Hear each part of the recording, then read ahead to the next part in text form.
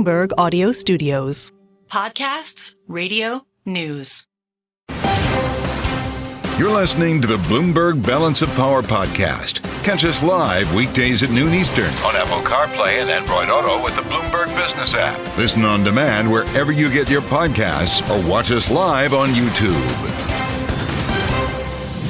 We also have to bring you an important conversation live from Capitol Hill. Joining us now on both Bloomberg Television and radio is Democratic Congresswoman Abigail Spanberger of Virginia, who sits on the House Intelligence Committee and also just returned from a visit to Ukraine where she met with President Volodymyr Zelensky. Congresswoman, thank you so much for being with us today as we question now the fate of this supplemental package that would provide $60 billion in aid to Ukraine in the House. Can you tell us first what you saw and heard? What happens if Ukraine does not get this aid?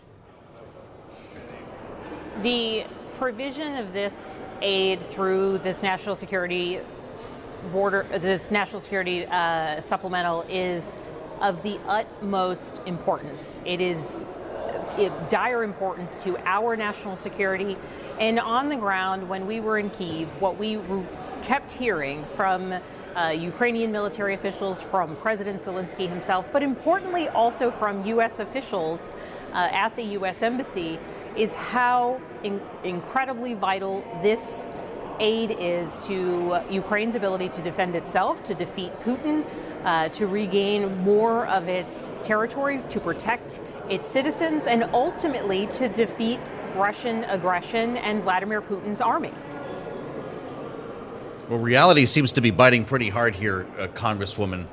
I appreciate the message that you're delivering today, but your speaker says this is DOA, that this funding will not even get a vote in the House of Representatives.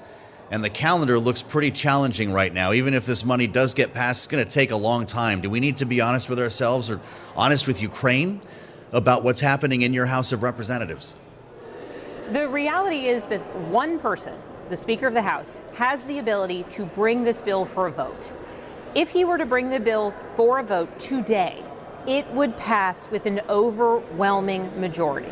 This bill would deliver vital support to our Ukrainian allies. It would deliver vital support to our Israeli allies. This bill would deliver vital humanitarian aid to stabilize a region that is currently destabilized. And this bill would support our partners and our allies in Taiwan, because make no mistake, right now, China is watching, Iran is watching, and Vladimir Putin is watching.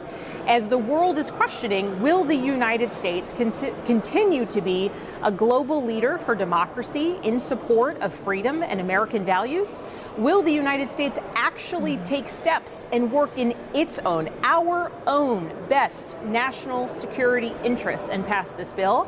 And that decision comes down to one man. Is he going to choose the national security priorities of the United States, bring this bill forward?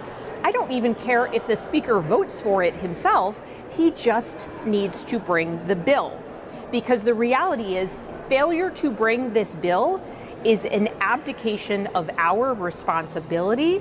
It is an absolute capitulation to Vladimir Putin, and it endangers our country. So there's no other option but for us to bring it. But Congresswoman, theoretically, there is another legislative option that could go around the speaker, a discharge petition. Are you effectively telling us today that you don't think that stands a real chance of working? I think all options are on the table, but I think it's tragically sad that we are trying to come up with procedural avenues around the most simple and straightforward manner. We're the House of Representatives. We're supposed to take votes up or down. This bill represents a major priority for our security. And so, yes, I am happy to look at all of the other contingencies we could put in place if we are dealing with the reality that the Speaker of the House doesn't want to protect our country and our national security interests. But the fact that we're actually having to plan for these sorts of contingencies is, in my mind, tragic. I'll continue working with my colleagues to make those plans because we need this bill to pass. But the bottom line is it could pass today if only the Speaker would bring it. Well, you wonder what's going on here. Some have suggested there's a bit of gaslighting going on at the hand of Donald Trump, that as long as the speaker's on the phone with Mar-a-Lago, this is never going to happen, Congresswoman. You know what? That's one step even further. The idea that a former president and now candidate for president would want to stand in the way of the United States Congress protecting our own national security interests. The United States Congress, House of Representatives, passing a bill that passed with the support of 70 senators, Democrats and Republicans. It is absolutely just ridiculous that Donald Trump would be on the phone with the speaker and encouraging him to do anything other than bringing a bill forward that protects our interests, that protects our values, and that ensures our national security interests are prioritized. And you mentioned that you think Vladimir Putin, the president of Russia, is watching this very closely. I do have a question pertaining to Russia for you, Congresswoman. Given your seat on the Intel Committee, the chair of that committee, Mike Turner, put out a statement today saying he was asking the president to declassify all information related to a serious national security threat. Congresswoman, we've seen reporting that this is about Russia. Can you confirm that? I respect you for asking that question, but as a former intelligence officer and current member of the Intelligence Committee, I'm going to, just defer to the statement that the chairman has made and not provide any additional comment on that. Well, Congresswoman, could you at least tell us if this should concern us? Should we be eminently worried about a threat here wherever it's coming from? I think we should always be concerned of the threats that are targeting the United States. There will always be foes the world round. We know them economically and militarily: China, Iran, North Korea, Russia. And that is why we must pass this national security supplemental. And particularly at a time when we do see a statement coming out from the chairman of the Intelligence Committee noting that there are specific threats at this time that there have been specific briefings about. There's no time like the present for us to actually focus on our national security and push this bill forward. I realize you don't want to talk about this, Congresswoman, as a former CIA officer. I wonder if you think this is irresponsible for the chairman to put something out like that without telling people what the heck it means. So it's not an issue of want, it's an issue of what I legally can do, and I can't disclose any information related to what I've been briefed on. And I am aware that all statements, there's been significant, discussion within the intelligence community about what can be made public or not. And so I'll defer to the chairman regarding what he put out, but legally and with my responsibility to protect classified information, will not comment beyond what it is that he put out in his very brief statement. All right, Congresswoman. Well, certainly we respect that. We appreciate you answering what you can. On a different related matter, Joe was mentioning the legislative calendar, how it may not favor passage of emergency aid. And in part, that's because we're just a few legislative days away from potentially a partial government shutdown. The deadline is March 1st. You're going to be out of session for a few weeks between now and then. Can it be averted? If so, how? This is another question where, when Speaker Johnson stepped forward and said he wanted to be Speaker, that puts him and his leadership team in charge of the calendar. Certainly, I think it's totally appropriate if Speaker Johnson wants to say, you know what, not only do we have this supplemental, this national security supplemental to do, but we also must fund the government. We also need to do FISA 702 reauthorization. We also need to focus on FAA reauthorization. Let's cancel that district time. Everybody come back to Washington, stay in Washington until we get this done. I would be wholly supportive of a Republican leadership choosing to do that, because you're right, there's limited time and there is much to do. And particularly when we do see, floor time being spent impeaching Secretary Mayorkas rather than actually putting forth the government funding that will ensure Border Patrol has the dollars they need to actually enforce the current laws, broken or in need of improvement though they may be. the idea that we're spending time on that and not funding vital agencies like Border Patrol, our military, et cetera, I think it speaks to the sorts of priorities that are currently being put forward. But the limited calendar, that is of the majority's doing, and it is fixable if they want to keep us here, and I would be wholly supportive of that. We'll let you get back to your day in just a moment here. We only have a minute left, Congresswoman. If Mike Johnson passes a CR to keep the government open, will he be fired?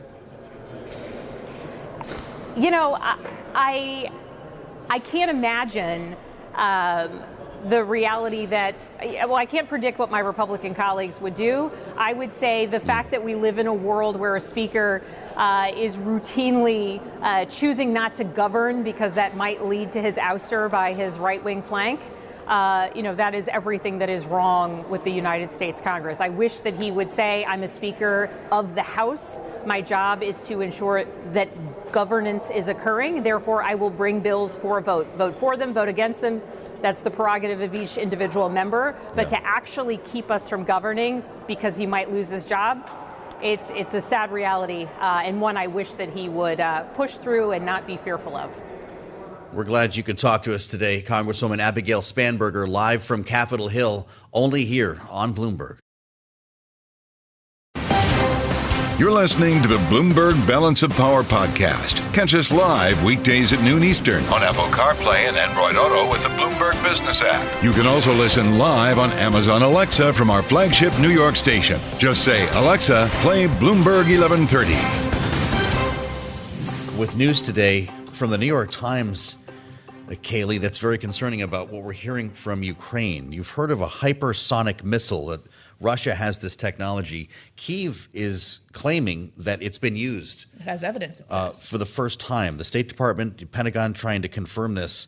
But this is a government-run Kyiv Scientific Research Institute of Forensic Expertise that we're hearing from here, concluding that a 3M-22 Zircon missile was used in an attack on February 7th that targeted cities across Ukraine. This is a big deal, Kailey, because these missiles could evade our own Patriot defense missile systems that we're providing Ukraine. Yeah, that's exactly the concern here, is that hypersonic missiles would be essentially impossible or just extremely difficult to actually shoot down. And as we're having a live conversation about what additional lethal aid the U.S. could be providing Ukraine going forward, is there actually anything we could provide that would help them counter this specific threat? That's right, because we don't have this technology.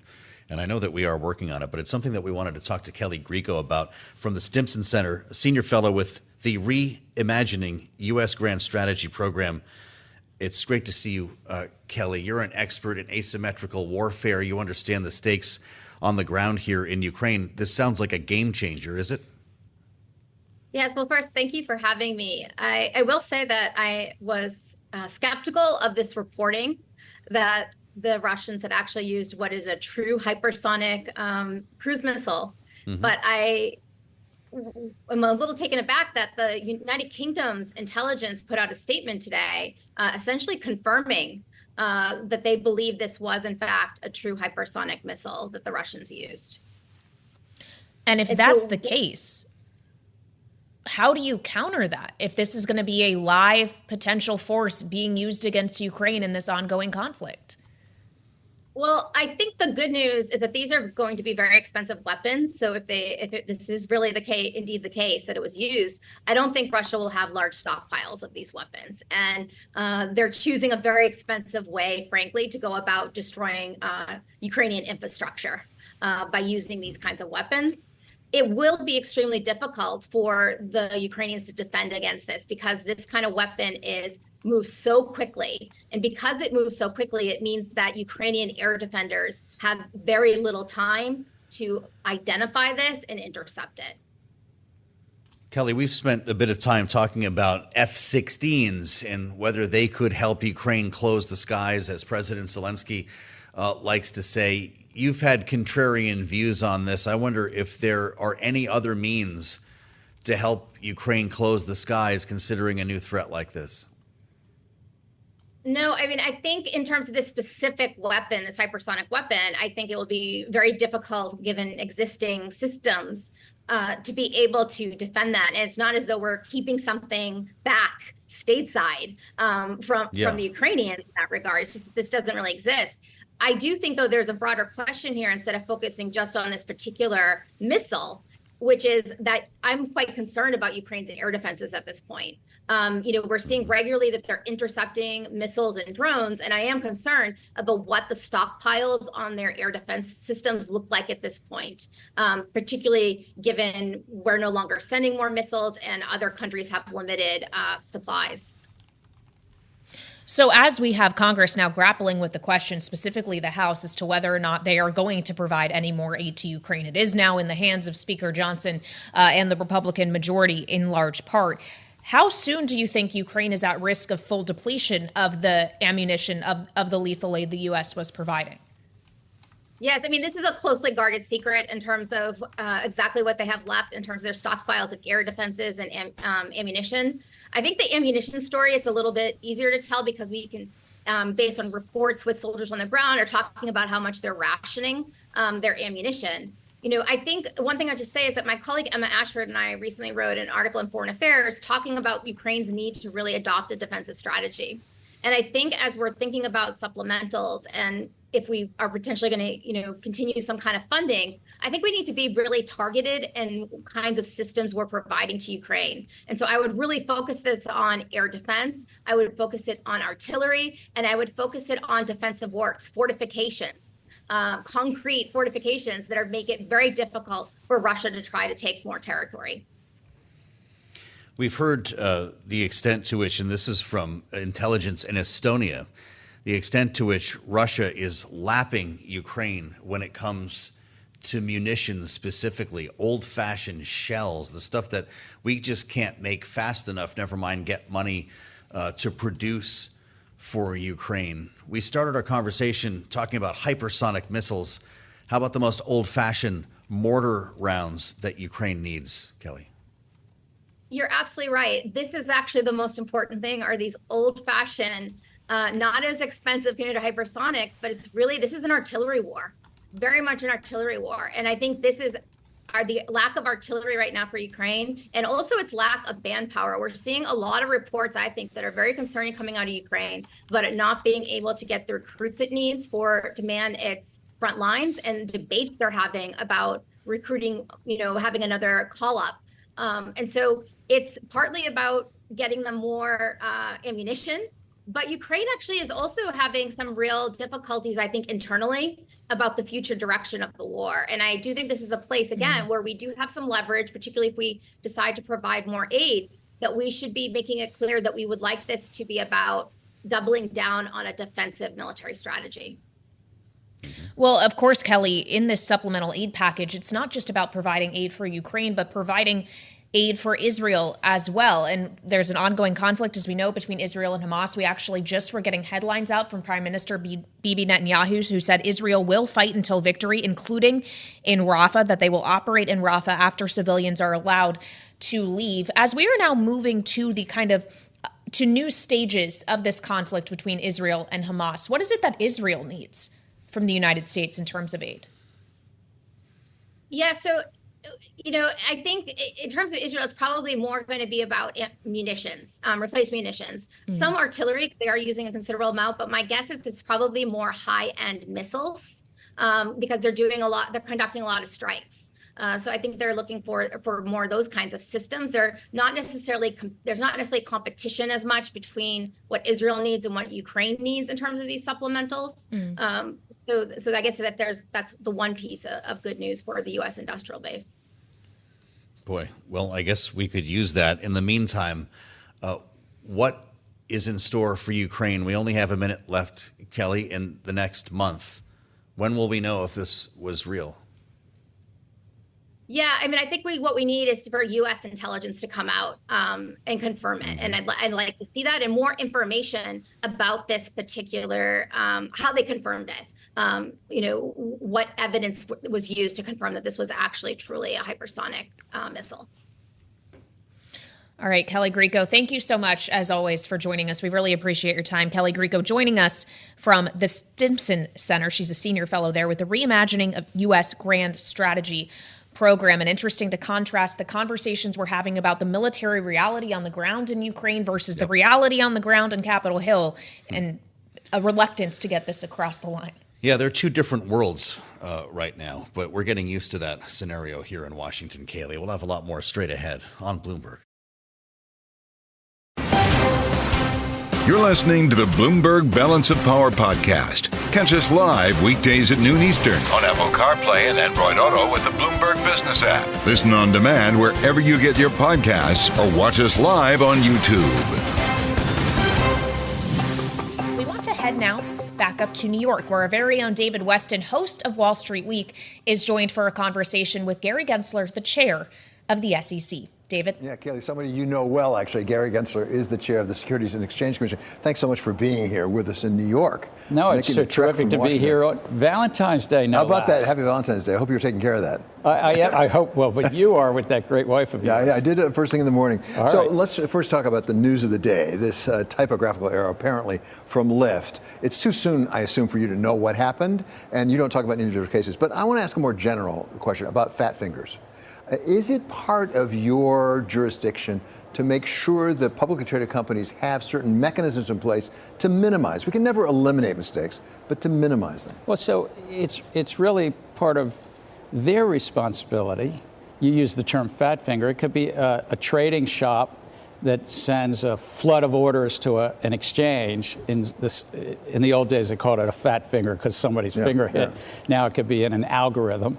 Or even that your filings, your press releases, and your annual reports are accurate. So that's really up to them. But yes, we have a role at the Securities and Exchange Commission to oversee, to make sure that people don't defraud the public and that they publish accurate financials. So when something like this happens, you call somebody up and say, are we looking into this to just make sure there wasn't something fishy going on? I can't speak of individual things, but let me step back. So I'm chair of a 5,000 person agency. A quarter of our agency does enforcement. Another quarter does examination.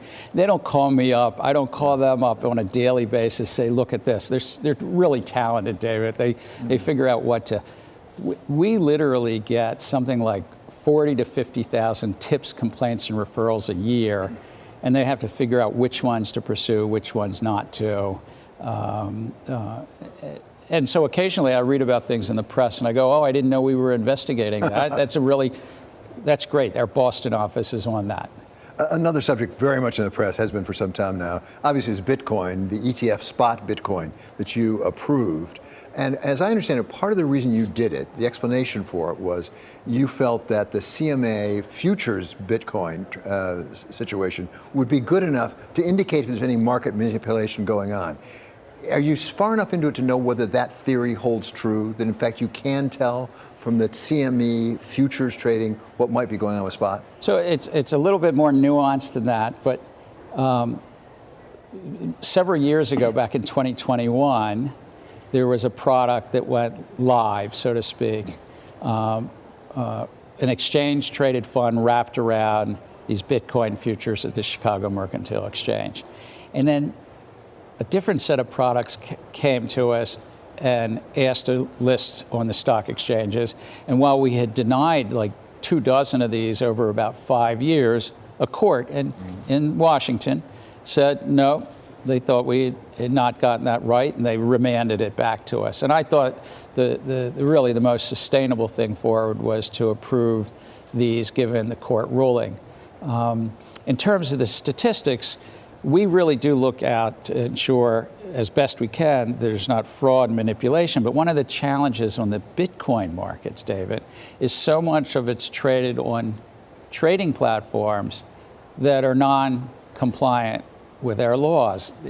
Now, Bitcoin's not a security, but they're trading on those platforms a lot of other crypto tokens, without prejudging any one, have to be careful, that with hundreds of other crypto tokens on there, likely there's other securities.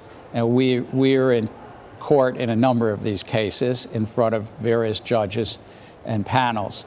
And And so the American public, when you're investing in something like Bitcoin, to be aware, one, it's a highly speculative asset.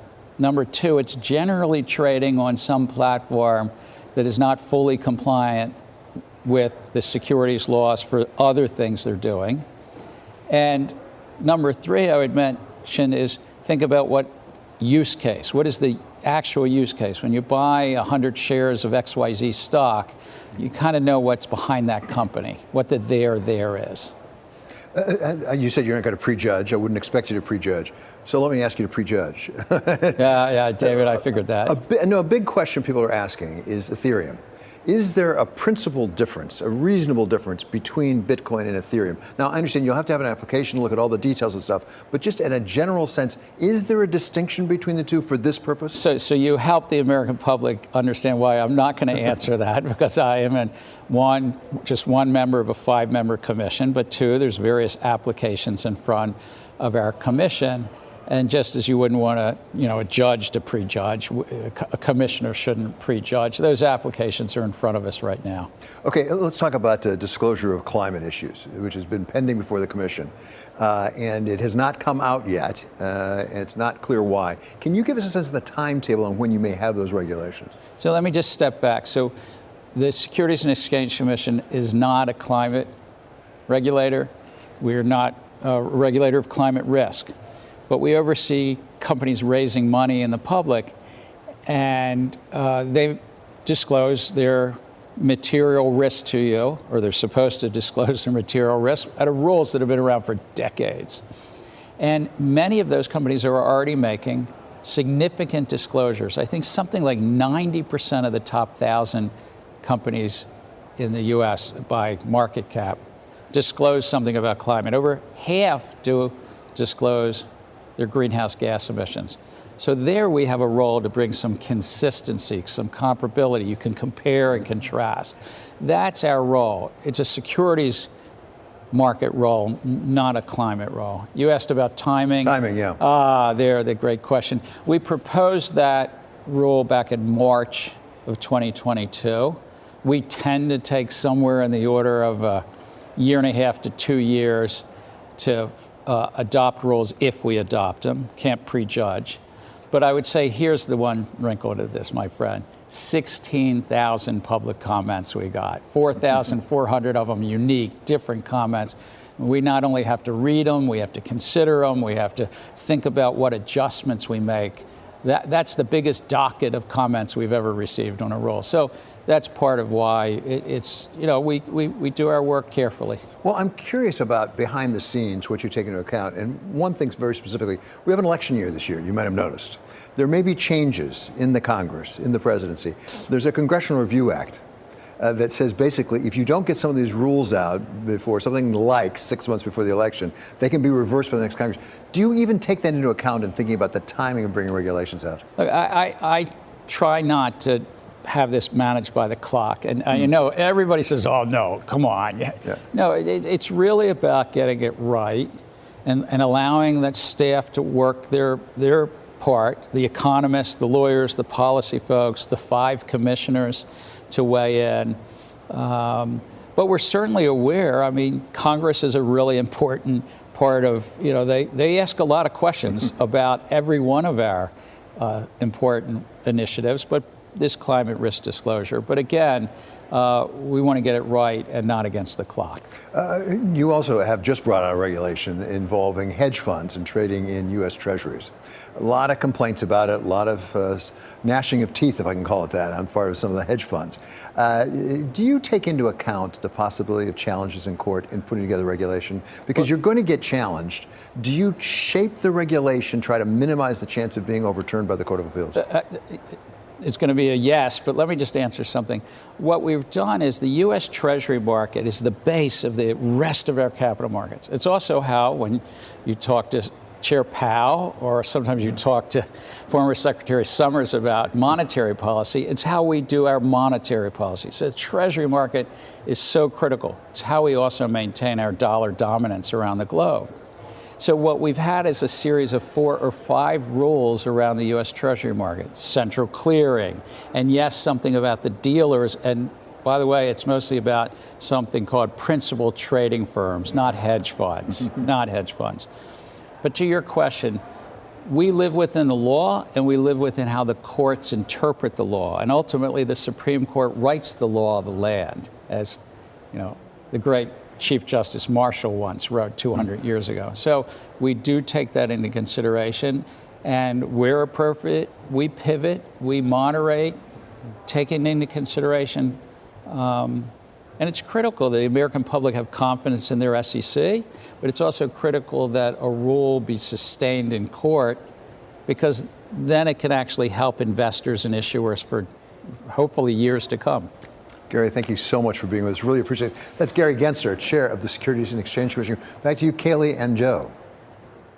David Westin, we thank you. Of course, David, the host of Bloomberg's Wall Street Week, and a fascinating conversation there that we're glad we could bring to our TV and radio audiences worldwide. They covered a lot of ground, Kailey, and this is your wheelhouse. When it comes to climate rules and timeline, no concern by the chairman about a potential change in administration with a lot of work left this year. Yeah, no concern expressed, saying he's operating in the absence of a timeline in mind, though the Congressional Review Act that David asked about is a very real thing. With a certain amount of legislative days, you could have a future Congress in which there potentially could be an overturning of some of these rules that the SEC as a regulator has proposed. He was right to point out that this is just a proposal. They've received a ton of feedback on it, thousands of comments, because there has been a great deal of pushback specifically on Scope 3 emissions, concern about what it would mean for the supply chain, for even things like small farms to be able to report these kind of disclosures. And it's kind of that level of disclosure that really has received a lot of the pushback. And what we're waiting to see, if it ends up in the final rule,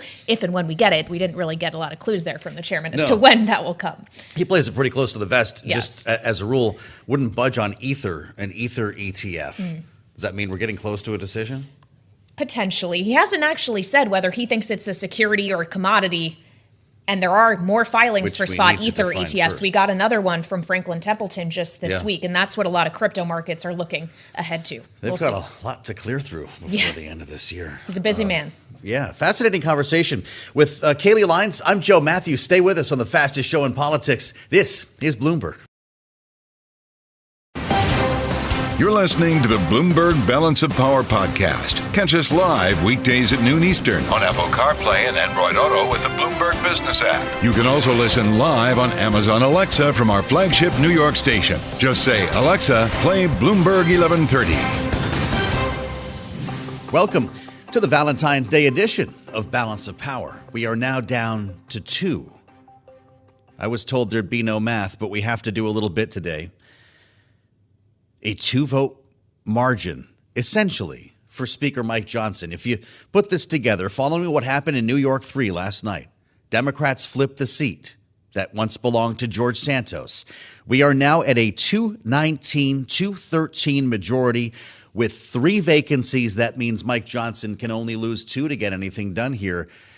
So the walls may be closing in. As for that race, and we're going to talk about that with Don Levy. Aren't we glad Don Levy's back today from Siena College poll? They called it. Tom Suozzi wins, but it was by a wider margin, about 8 points. The poll showed him up by 4. Either way, it changes the math here in Washington, in a Congress and a House that was already having trouble getting anything done. Or maybe we haven't gotten anything done. That's where we start with Billy House, who might be the last person left on Capitol Hill today. Billy, it's great to see you, Bloomberg Congress reporter. If my math is right here, Mike Johnson's job just got a lot more difficult, right, Billy? That's correct, because although 219 versus 213 is 6 votes, tie votes go to defeat. In other words, you got to get more than a tie if you're going to pass a bill. There you go. And so we actually saw a tie almost last week when they tried to impeach Alejandro Mayorkas, and Al Green showed up. And things started to get a little more complex. Republicans had to take the fall on that bill so they could do it again, Billy. And it happened last night. This says everything to me. We've had an historic impeachment of a cabinet secretary, the Homeland Security Secretary. He was impeached by 1. That says to me, following the election, that vote could not be duplicated tonight. They actually managed to thread the needle on this, Billy. You're absolutely correct. I mean, there were two votes on both sides of the aisle that weren't, a total of four that weren't cast. Two Democrats couldn't make it to town, and two Republicans apparently didn't want to cast that vote. But you're correct. A margin of one is not a big margin. And now that they've flipped New York 3 to Democrats, that would be a tie again if they held the vote tonight. So good time, I guess, on the part of Mike Johnson. Billy, the conventional wisdom here in Washington is that the impeachment goes to die in the Senate, that we don't even see a trial. What are you hearing? Well, what we do know from the Senate and Senator Majority Leader Schumer's office is that they do not expect the articles to be, and there's a solemn sort of Masonic march of the articles over from the House to the Senate, if you might remember the Trump impeachments. This won't occur until after the Senate returns on February 27th, and then the Senate would be sworn in as jurors and a trial will start. Ironically, House Republicans' various impeachment efforts are going to run into each other because Hunter Biden's supposed to testify in the House on February 28th. So you could have both of those happening at the same time.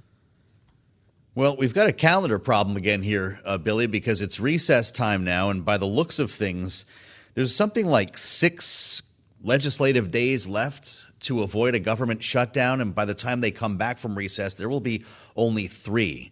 Do we need to start having a more serious conversation about this? I've been asking people every day, and I keep hearing, no, they'll figure this out. But 3 weeks from tomorrow, we start shutting down? Absolutely. In fact, I asked last night Senior Appropriator Tom Cole, the Rules Chairman, are we going to have a shutdown? He said emphatically no.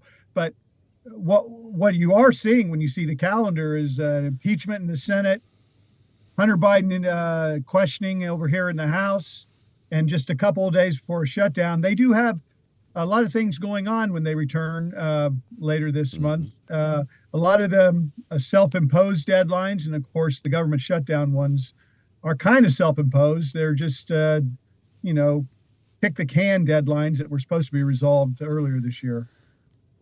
Well, so speaking of kicking the can, is that what members think? Is that why everyone's convinced that we will not have a shutdown because the speaker will have to do another continuing resolution, which he vowed not to do? Hey, that's a good question. There does seem to be a malaise or a lack of concern.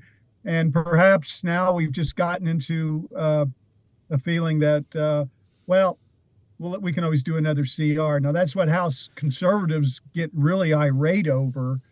But despite all their stomping and fist pounding, they haven't really taken that out on the new Speaker Johnson yet. Yeah.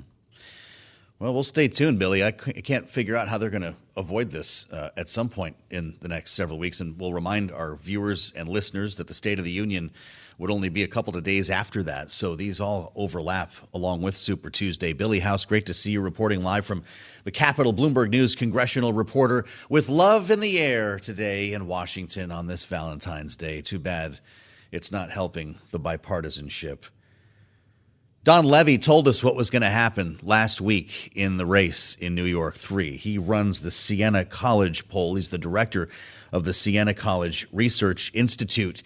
And Don, it's great to see you. I'm glad you came back because we do have questions about the way this all came down. You were inundated with a big snowstorm up there yesterday, and I'll remind everybody that this is the seat once held by George Santos. We were told that George Santos may have ruined the district for Republicans for some time, and it seemed to not be a great factor in this race, Don. It came down to a lot of national issues like the border, like spending. And it's been interesting, Israel as well, to watch this whole thing shake out. He won by more than you thought, didn't he? He did. Tom Suozzi ended up winning by just a little bit under 8 points. We had him at about 4 points. And he overperformed really relative to our poll in both the Queens component of the district, which is about 20%, actually showed up at the rate of only about 15% last night. And Nassau County, 80% of the district voted at the rate of about 85%.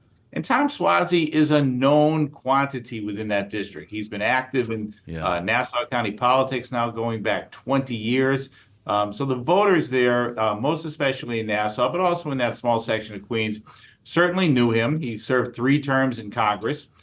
So they were prepared last night to send Tom Suozzi back to Washington.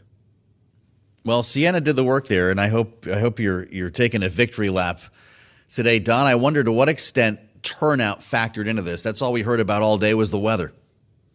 Well, I think the weather did have some effect. As you know, Democrats turned out very strongly in the early voting. And when the early vote came out last night, you saw the Democrats and Tom Suozzi take an enormous lead. Republicans do quite well in same-day voting, but certainly there was just not enough same-day Republican vote. There's a couple of sections of the district, the southern section of the district, Massapequa, Levittown, where the Republicans were a little unhappy with the degree to which they got turnout. In fact, they went out and hired private snowplows to try to clear the roads to encourage that turnout. But they were a little bit deflated with the same-day turnout. And as a result, whereas we had Tom Suozzi in our poll carrying Nassau by about a point, he ended up carrying Nassau by about 5 points. And to some effect, that was turnout. But I think there was more to it than that, actually. I think that this closing week of the election and the buildup to this special election, Tom Suozzi did a fantastic job closing. He took the immigration issue on head on, what was seen as a weakness for Tom Suozzi. He ended up turning into a strength, perhaps in part aided by the bill in the Senate actually dying, the bipartisan bill, which he said he was a strong supporter of. Mazi Pilip said that she was opposed to that. That didn't play well with this bipartisan spirit that exists in New York 3. Well, Donald Trump says it was all about him, Don. And I'm guessing you've seen the post by now referring to Mazi Pilip as foolish. And he's, of course, making the case that she didn't use him enough or lean into MAGA. He says, running in a race where she did not endorse me, tried to straddle the fence when she could have easily won if she understood anything about modern day politics in America. To what extent was there a Trump factor or lack thereof in New York 3? Well, our polling continued to show that Donald Trump was unpopular in the district, about as equally unpopular as Joe Biden. I think that's a bit of Monday morning quarterbacking. Mazi Pilip did straddle the fence, though, and really, I think, didn't close strongly because of that. Her position on a national abortion ban, and previously in New York, abortion, while an important issue, didn't seem quite as salient because in New York, most people feel as though a woman's right to choose is sacrosanct. But to the degree that Mazi Pilip was identified as potentially being a vote for a national abortion ban and not really taking a razor clear position on that hurt her in the final week. Santos on the other side, Suozzi on the other hand, took a very strong position on abortion. And so between that classic Democratic position of support for abortion rights, as well as Suozzi taking the immigration issue on head on, allowed him to close very strongly in the race. Well, he's got some people calling this the recipe to win for Democrats here in November, Don. I wonder your thoughts on that, because he called out Republicans on that border plan that collapsed, the compromise that never got a vote in the House. Is that going to be the model going forward? Well, certainly I think in swing districts, and we've got about 5 of them here in New York, this idea of getting something done, whether it's getting something done on the border, which is paramount right now, but getting something done across the board. The issue could be Ukraine. It could be Israel. It could be keeping the government open.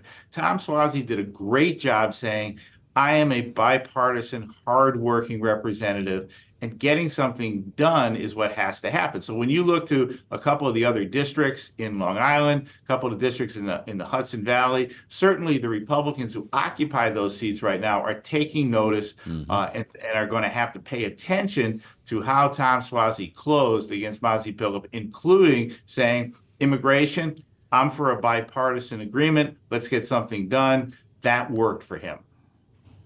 We're talking with Don Levy of the Siena College Research Institute. As we look ahead to fall, and this is going to be a quick turnaround here, Donald Trump said something else in his post. Give us a real candidate in the district for November. Suozzi, I know him well, can be easily beaten. And I wonder your thoughts on what Republicans might do as an answer to what happened here for the full-blown election, but also the extent to which redistricting could play into this, because it's supposed to go back to making this an easier fight for a Tom Suozzi or any Democrat, isn't it? It is. Redistricting is still a little bit up in the air here in New York. There's talk that there's a compromise. I think that this particular district will end up being, if not safe, I think this will be a lean Democratic district, and Tom Suozzi is going to look pretty secure. More than likely, New York State Democrats, Republicans who are interested in holding some of these other seats are going to look to the other couple of districts on Long Island, as well as the Hudson Valley districts, to try to hold those, and probably are going to end up conceding this district. Mazi Pilip has said she's going to run. There could be a couple of other Republicans who are going to throw their hat in. But right now, New York 3 looks like it's Tom Suozzi's to hold. I've only got a minute left on. I don't want to set you up here, but I wonder if you buy the bellwether talk this morning, the extent to which New York 3 is unique or something we can read into nationally. I don't think we can help ourselves. We're going to read into it, but it was a special election. Had a slightly more than 25% turnout. These are the most engaged voters. Democrats have been doing well in these special elections, but as far as a bellwether, it's something to look at. It doesn't necessarily foreshadow exactly what's going to happen, because as you know, there's going to be 1,001 things that are going to happen between now and November. And Donald Trump and Joe Biden will be on the ballot then, not only Tom Suozzi. No, keep that in mind when you hear talk of bellwether throughout the day, because Don knows what he's talking about. Really glad you can come back and talk to us. Don Levy is director of the Siena College Research Institute, the man who called the race for us last week. Thanks for listening to the Balance of Power podcast. Make sure to subscribe if you haven't already at Apple, Spotify, or wherever you get your podcasts. And you can find us live every weekday from Washington, D.C. at noontime Eastern at Bloomberg.com.